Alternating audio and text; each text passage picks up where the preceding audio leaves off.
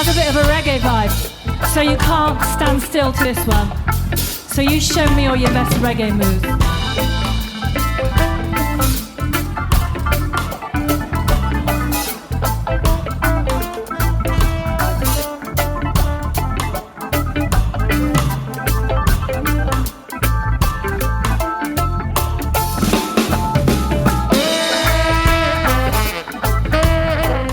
Hello and welcome to the latest episode of Harmonious World.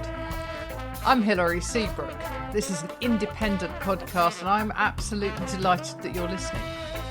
I've just been mentioned in the list of 15 greatest jazz podcasts, so I'm really happy with that. Harmonious World is now being listened to in more than 150 countries around the world, so wherever you are, thank you for joining me. Please rate, share, review, all of that stuff. It all helps people find me. For this episode, I'm delighted to be joined by sax player and singer and composer Kim Cypher, who is set to appear at Cheltenham Jazz Festival. And what you're listening to now is Highland Mike, featuring Ashley Slater, which was also recorded at last year's Cheltenham Jazz Festival. And it's on Kim's Live and Smiling album.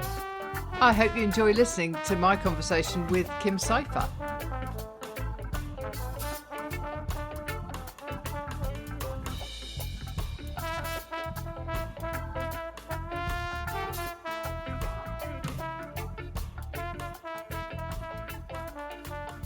Thank you, Kim Cypher, for joining me once more for Harmonious World, our second chat. It is indeed. Thanks for having me back. Oh, it's an absolute pleasure. And I want to talk about your album that came out last year, Live and Smiling, but I also want to talk to you about your upcoming appearance at Cheltenham Jazz Festival. Oh, yes, please. Yeah. So, well, let's start talking about that first, because anybody who's listening just to the opening bit, talk about what you're bringing to Cheltenham this year.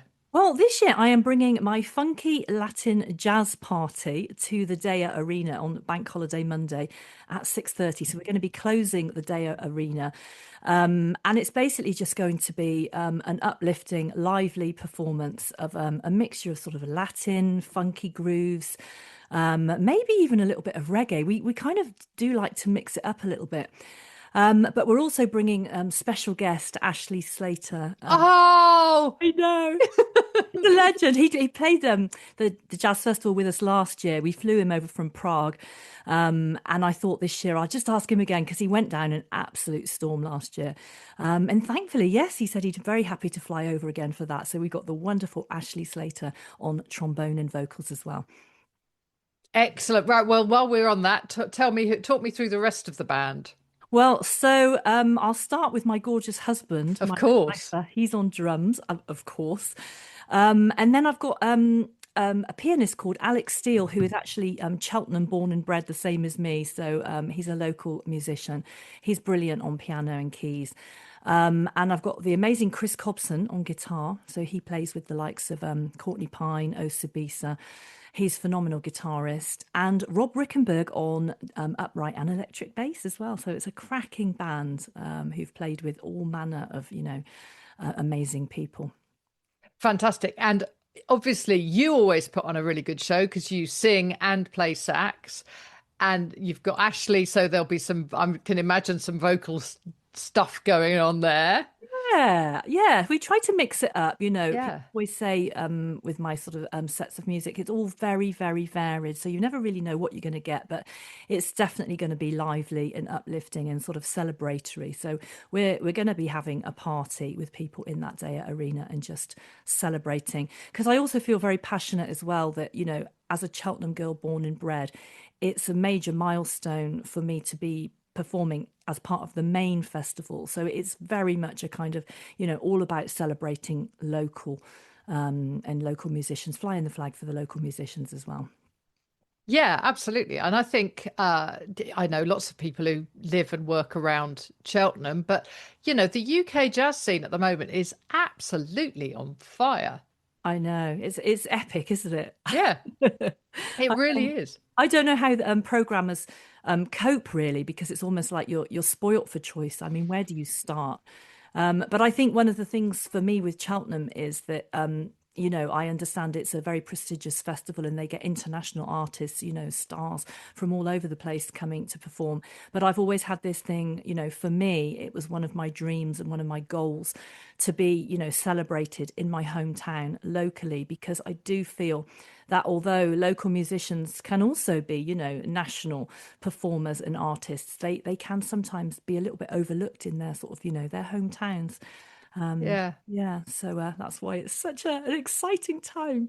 Yeah. Well, that's the whole thing, isn't it? About grassroots and international and, all of that stuff. And I think the work the Music Venues Trust is doing is incredible to promote venues all around the country. And I think it's nice that you're being recognized as you can hold your own in the international market, but you're also at home, which is Yeah, and that's the point. And I think, for me as well, home is where the heart is.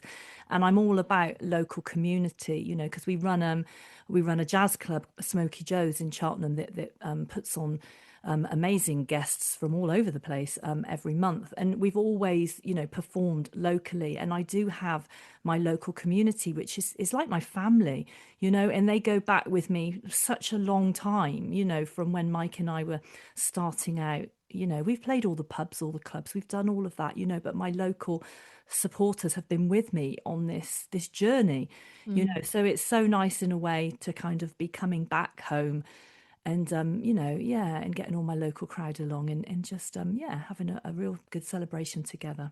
fantastic. Well, I look forward to picking up some more listeners in Cheltenham as well. Oh, well, yeah, Cheltenham's amazing. It's such a vibrant town, Yeah, and the people are fabulous. They're very supportive, and there's quite a lot of live music goes on, quite a lot of jazz as well. So yeah, and some great musicians.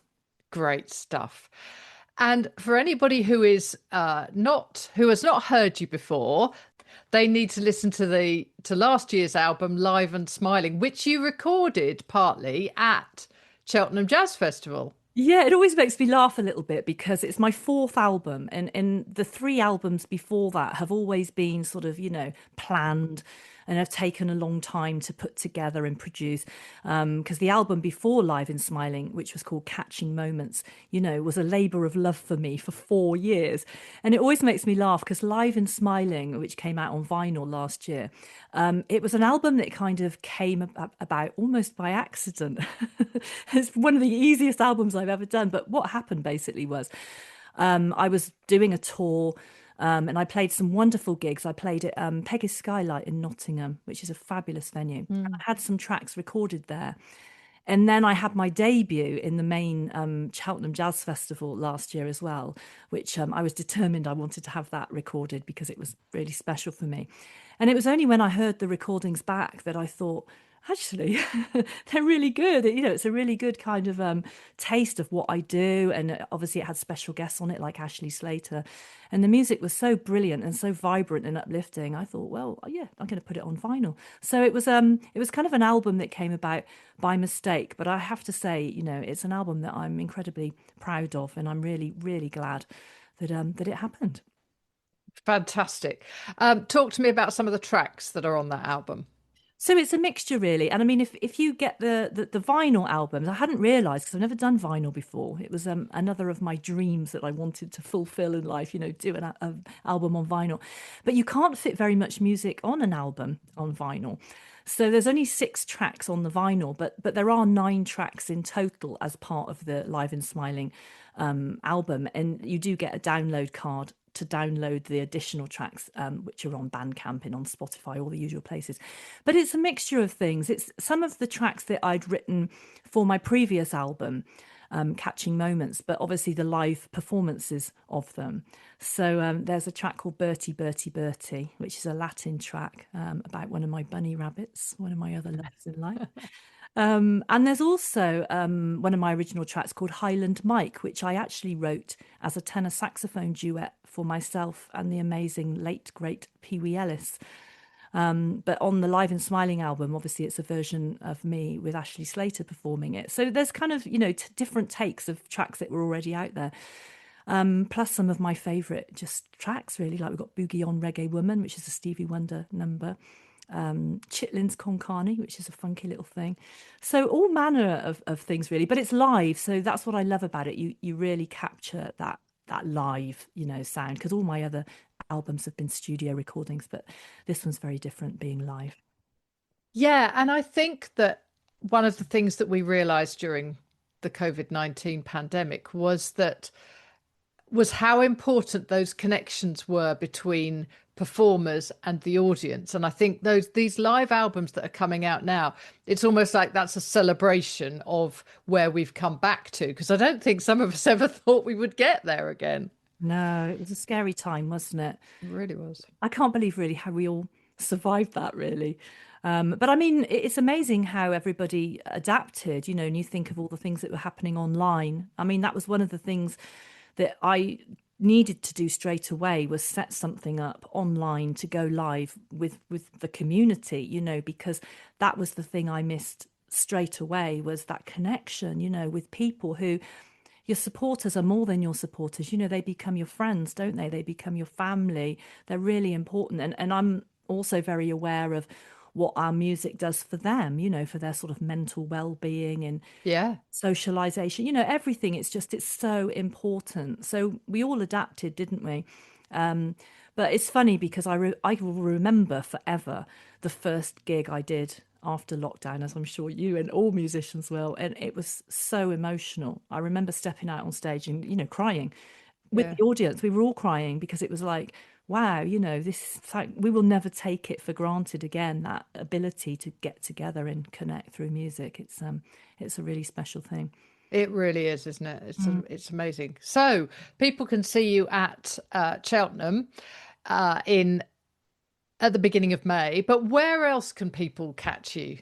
Well, so I mean, my website will show where I am. I mean, there's not loads and loads of gigs going on, but there's quite, there's some great clubs where we're taking our music sort of touring. So, I mean, actually, next week I'm in Southend-on-Sea, returning to a wonderful jazz club called Annie's Jazz Club. I can't remember when I last went there, but it was definitely pre-pandemic. And there's a lovely arts centre as well, just outside Cheltenham, called Isbourne Arts, where they've actually booked me for 2 nights running, two consecutive nights. It's the first time they've ever had somebody there for 2 nights, so I'm excited about that. So I'm kind of all over the place, but not like as hectic as I used to be before COVID, but just a good selection of really nice jazz clubs and venues. Quite a lot of festivals as well. So I'm back at Swanage Jazz Festival as well in I think that's July, and I'm Yeah. at Nantwich Music Festival in April, because a guitarist friend of mine, BD Lenz, is coming over from America, and we always do a little Easter tour. So we're also at the Peachtree Express Holborn, the Nantwich Jazz Festival. So yeah, but people can check out on socials and on my website to see if I'm coming to a place near you sometime soon. Absolutely fantastic. Right. And I will also put a link in the show notes to our previous conversation, because that will explain a bit about you and about, how you've got to where you are now. I love these kind of follow-up episodes with guests, because there's so much that I kind of already know. And it's like, well, okay, so these almost come as a pair. Yeah. So, people should listen to the first one and then listen to this one and see how you got to where you are now, which is a great story. And I'm very excited that you're performing again with Ashley, because he's a very dear friend of mine. Oh yeah. Well, and I sometimes have to pinch myself, because I remember when my husband and I gave up our day jobs, like, 15 odd Oh, years, yeah. and we took the plunge, to give up our sort of secure lives to be professional jazz musicians. But I set myself sort of key goals, and one of the goals I wanted to achieve was to work with incredible people that have been like my heroes, And there's always that sort of pinch me moment when you reach out to somebody who you've admired for ages. and they actually say, yes, I'd love to work with you. It's like, really? Wow, okay. And I have to say, like, I mean, Ashley, not only is he a phenomenal musician, he's one of the nicest people to work with. He's so easygoing, he's so conscientious, he's so brilliant, he brings so much to the live performance that, he's just perfect in every way. So, Yeah. yeah. So Although we won't ever tell him that. oh gosh, no. I mean, edit that bit out, obviously. I reword that. Yeah. No, but he's just Yeah. brilliant, and he's so vibrant. And I mean, Yeah. I don't like, I really admire people that are a little bit different, a bit quirky, and who bring, charisma and something extra to the performance. And of course, he's only got to walk out on stage, and people are like, oh, it's Ashley Slater, Yeah, it's really he's a very special person. Every time Jazz FM quite often play the freak. Oh yeah, Freak power, the freak power. Yeah. And it's just as soon as it comes on the radio, you feel the day is going to be better. So absolutely, yeah, it's got that vibe, hasn't it? Well, we're actually going to be playing a version of that at the Jazz Festival, because of course we could not play it, could we? No. And like you say, he's a nice guy and an amazing. He's not only a good performer. I mean, he's a good musician, but he's a great performer. He puts on a brilliant show. Oh, he does. He's great, and he's not at all kind of like. Well, he's very humble. Very humble indeed. He's not at all sort of arrogant or oh, look at me. He's completely the opposite. He's absolutely brilliant. So I'm excited. Yeah. Yeah, brilliant. Anyway, that's enough about Ashley. Yeah. So thank you for joining me. And I'm really looking forward to seeing you in Cheltenham if I can get there. So thank you so much, Kim. Oh, thank you so much for having me along again. It's always a pleasure to chat to you. Thank you.